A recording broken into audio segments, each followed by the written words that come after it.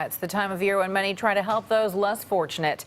KPIX 5 Susie Steimle spoke with two professors who study homelessness, and they're offering advice on how we can all help, right, Susie? Which this is what a lot of people want to do this time of year. Veronica, Brian, the good news, those experts have told me that homelessness realistically is an issue that we can tackle.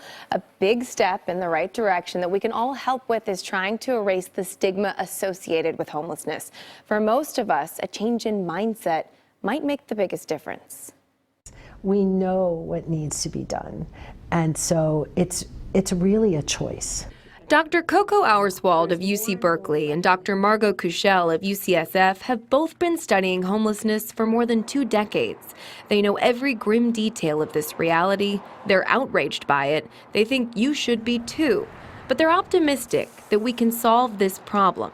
Step 1 is a housing first model, which means bringing people indoors. For someone who doesn't have housing, really there's nothing we can do that causes a bigger improvement in their health than giving them housing. Kuchel argues housing first is also the best way to treat anyone with mental health or substance abuse issues.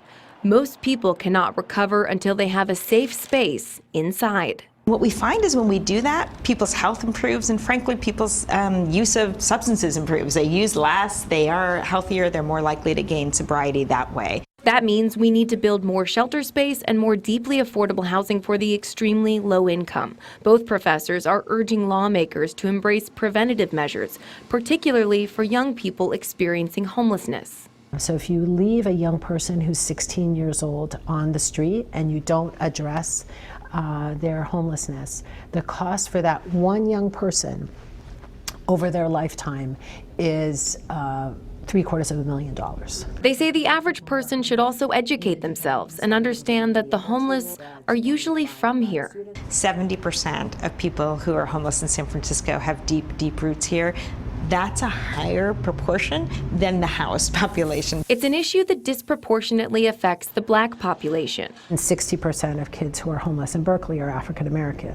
This is not a 60% African American city.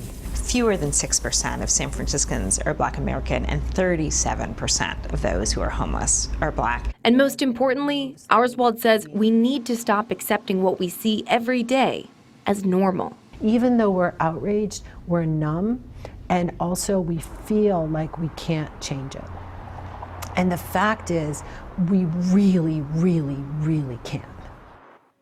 So a lot of people might be thinking of volunteering during this time of year, which is great. But I do remember a couple of years ago when I first moved here, somebody reminded me the best thing you can do when you see someone who is homeless is try to look them in the eye and say hello. A lot of what's so difficult for this population is they don't feel seen. And that's something that you and I can change right now on the street today.